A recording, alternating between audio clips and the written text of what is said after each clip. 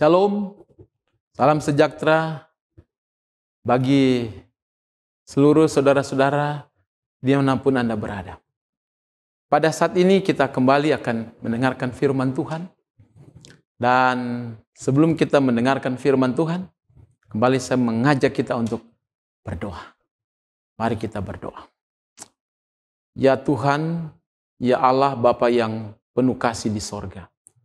Pada saat ini, kami kembali disiapkan hati kami untuk mendengarkan firman kebenaran-Mu. Jamah hati kami oleh kuasa Roh Kudus-Mu, dan biarlah menuntun kami semua, agar supaya kami boleh mengerti akan firman kebenaran ini. Bahkan firman ini boleh menjadi berkat bagi kehidupan kami semua. Terima kasih Tuhan menyertai kami dalam mendengarkan firman-Mu saat ini. Di dalam nama Tuhan Yesus kami berdoa. Amin. Baik saudara-saudara,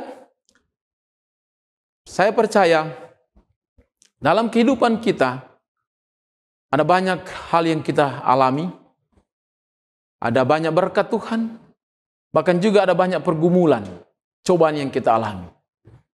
Bahkan tidak sering kehidupan kita mengalami keterpurukan.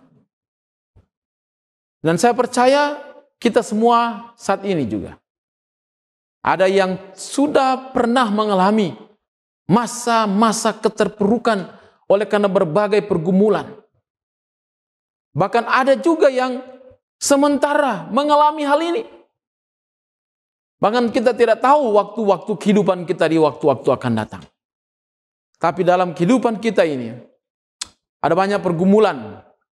Mungkin masalah rumah tangga, masalah keuangan oleh karena kita kehilangan pekerjaan,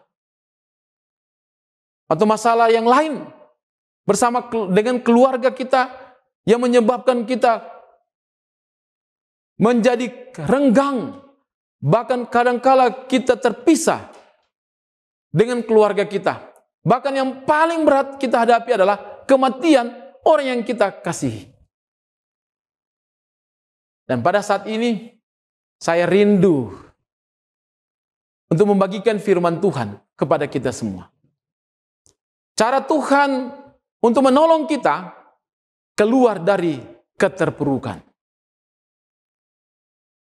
Nah, keterpurukan ini pasti membuat kehidupan kita itu berubah. Bahkan ketika kita mengalami keterpurukan, kita tidak bisa menghindari. Dan kita harus lalui itu. Kita harus lewati itu, saudara-saudara. Dan kita tidak bisa berpura-pura. Kita harus menunjukkan keberadaan kita yang sesungguhnya. Dan jika kita takut mengekspresikan emosi dan menolak untuk mengungkapkannya, maka disitulah kita akan terjebak. Dan oleh sebab itu, ada cara Tuhan yang mau memberkati kita untuk menolong kita supaya kita keluar dari keterpurukan. Yang pertama, Tuhan lebih dekat dengan kita di saat kita mengalami keterpurukan. Karena firman Tuhan berkata dalam Mazmur 34 ayat 18, Tuhan itu dekat kepada orang-orang yang patah hati dan Ia menyelamatkan orang-orang yang remuk jiwanya.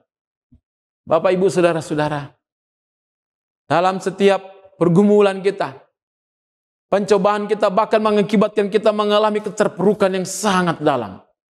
Alkitab berkata, firman Tuhan berkata bahwa di saat kita mengalami keterpurukan, di mana Allah justru dekat dengan mereka. Ketika kita mengalami keterpurukan, Tuhan tidak berada jauh dari kita. Walaupun meski kita merasakan bahwa Allah itu jauh. Kenapa itu bisa terjadi? Mengapa itu bisa kita alami? Oleh karena iblis, setan. Dia berusaha menanamkan, merusak pikiran kita ini dengan menanamkan bahwa Tuhan itu jauh. Tuhan itu tidak mendengar doa kita. Dan Tuhan diam saja. Tuhan itu tidak peduli kepada kita. Tapi firman Tuhan berkata pada saat ini, Tuhan dekat kepada orang-orang yang patah hati. Dan Ia menyelamatkan orang-orang yang remuk semangatnya, remuk jiwanya.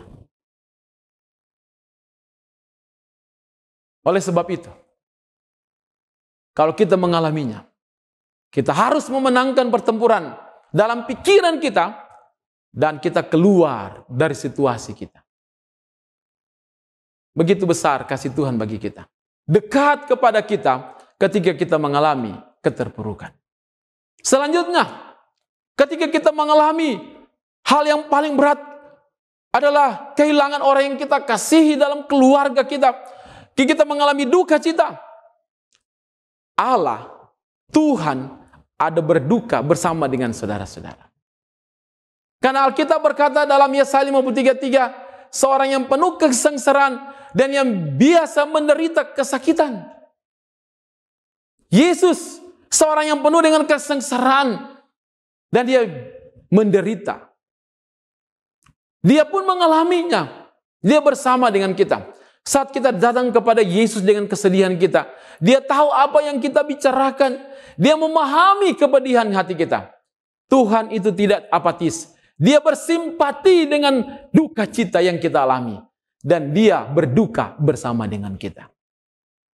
Saya senang seringkali melihat ada gambar-gambar yang ditaruh di dinding kita. Di mana ada ketika Yesus, dia datang memeluk seorang anak dengan penuh kasih sayang. Dia memeluk dengan eratnya. Di mana menunjukkan Allah itu begitu dekat dengan kita. Dia merasakan apa yang kita alami. Dan Allah pun mengalami dan melakukannya di saat kita mengalami keterpurukan oleh karena duka cita. Selanjutnya dikatakan Allah juga, Tuhan kita akan memberi kita sebuah keluarga di dalam gereja kita untuk saling mendukung saudara-saudara sekalian. Alkitab yang berkata demikian. Dalam kitab Roma pasal 12 ayat 5, 10 dan 15. Di dalam Kristus kita walaupun banyak merupakan satu tubuh. Dan setiap anggota adalah anggota semua anggota yang lain. Kita tidak ada berbeda. Kita walaupun berbeda tapi kita satu tubuh. Kita berbakti dalam satu sama lain dalam kasih. Dan ayat yang ke-15. Bergembiralah bersama orang-orang yang bersuka cita dan berduka cita bersama mereka yang berduka cita. Ada keluarga kita. Jaminan yang Tuhan berikan, kita tidak sendirian. Ketika kita menjadi seorang anggota gereja yang setia, saudara-saudara, Allah memberikan mereka hadir di tengah-tengah kita. Di saat kita merasakan itu, dia ada bersama. Mereka ada bersama dengan kita. Yang selanjutnya, Tuhan menggunakan kesedihan untuk membantu kita bertumbuh. Di tengah-tengah dalam keadaan keterpurukan kita, Tuhan mau menggunakan kesedihan itu untuk membantu kita bertumbuh. Dan Tuhan menggunakan kesedihan dan bahkan rasa sakit yang kita alami untuk membantu kita menjadi lebih seperti Kristus. Tabiat kita semakin seperti Kristus dan dia melakukannya dengan 3 cara ini. Yang pertama, Tuhan menggunakan rasa sakit untuk menarik perhatian kita. Roma pasal 5 ayat 3 sampai yang ke-5, firman Tuhan berkata, kita malah bermegah juga dalam kesengsaraan kita. Karena kita tahu bahwa kesengsaraan itu menimbulkan ketekunan. Yang kedua, di dalam cara Tuhan, dia mengeluarkan kebaikan dari keburukan kita. Roma pasal 8 ayat yang ke-28, firman Tuhan berkata, kita tahu sekarang bahwa Allah turut bekerja dalam segala sesuatu untuk mendatangkan kebaikan bagi mereka yang mengasihi dia. Yaitu bagi orang yang terpanggil sesuai dengan rencana Allah.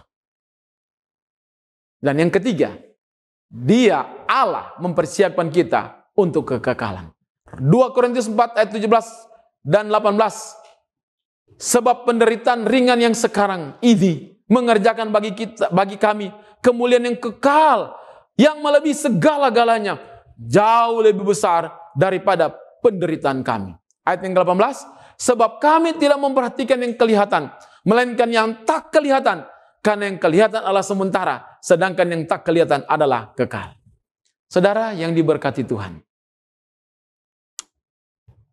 Kadang kita tidak mengerti mengapa kita mengalami keterpurukan. Tetapi kita harus percaya bahwa segala yang kita hadapi tidak ada yang kebetulan dan ada rencana Tuhan di balik semua yang kita hadapi. Walaupun kita mengalami keterpurukan, kita mengalami kesedihan, kita mengalami pergumulan yang berat, bahkan seakan-akan kita itu jatuh jauh di bawah dan kita tidak punya harapan lagi. Tapi Allah mau ketika kita menghadapi ini, Dia sementara membantu kita untuk bertumbuh semakin menjadi seperti kehidupannya. Dan poin yang selanjutnya, ketika kita mengalami keterpurukan, Bapak Ibu Saudara-saudara, Tuhan memberi kita harapan yang kekal. Kehidupan kita di dunia ini, saudara-saudara, singkat.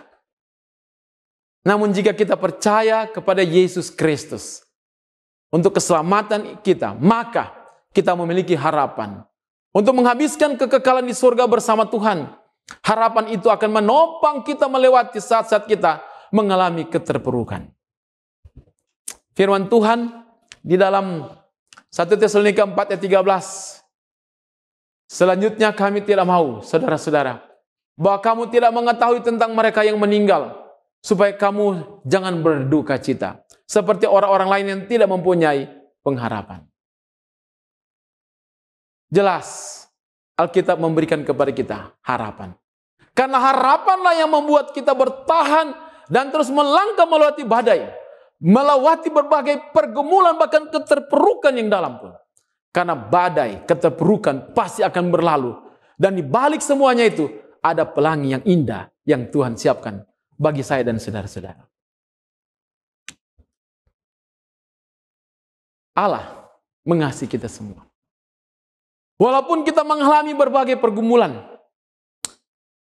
Dan poin yang selanjutnya, untuk kita bisa keluar dari keterpurukan, Tuhan katakan Tuhan menggunakan rasa sakit kita untuk membantu orang lain.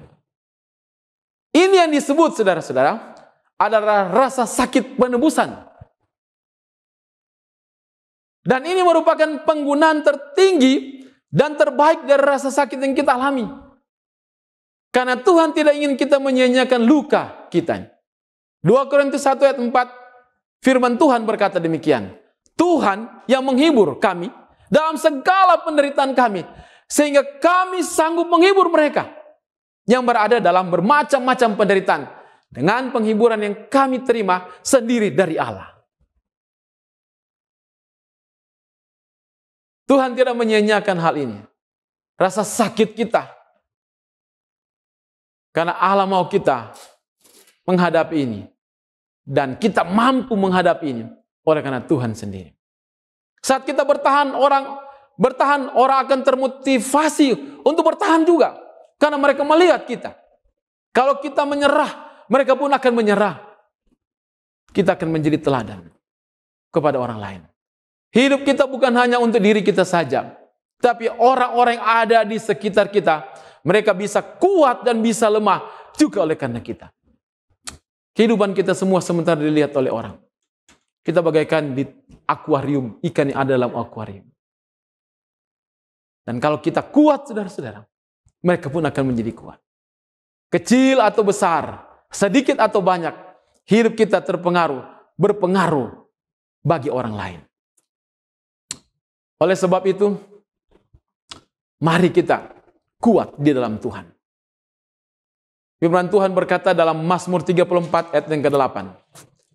Mazmur 34 ayat yang ke-8, firman Tuhan berkata, kecaplah dan lihatlah betapa baiknya Tuhan itu. Berbahagialah orang yang berlindung padanya. Tuhan itu baik.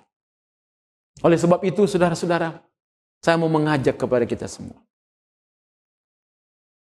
Dalam setiap pergumulan kita alami, bahkan dalam setiap keterpurukan yang kita alami, firman Tuhan mengingatkan terus kepada kita semua. Sebab hidup kami ini adalah hidup oleh karena percaya, bukan karena melihat.